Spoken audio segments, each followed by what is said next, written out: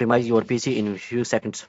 Press window key, search, adjust the appearance and the performance, open it, and select adjust for best performance, then apply, then OK. Press window key, diff, fragment and optimize drives, open it, and select your drive and then optimize.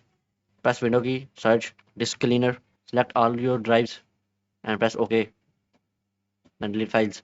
Right click on your task bar, open task manager, go to startup apps, disable the startup apps you don't want.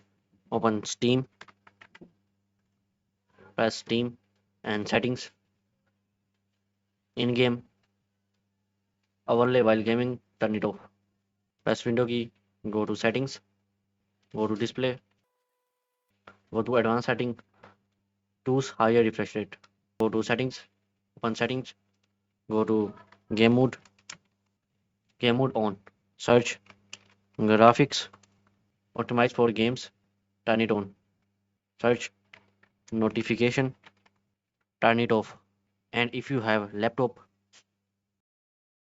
go to power mode and select best performance. Thanks for watching. Subscribe.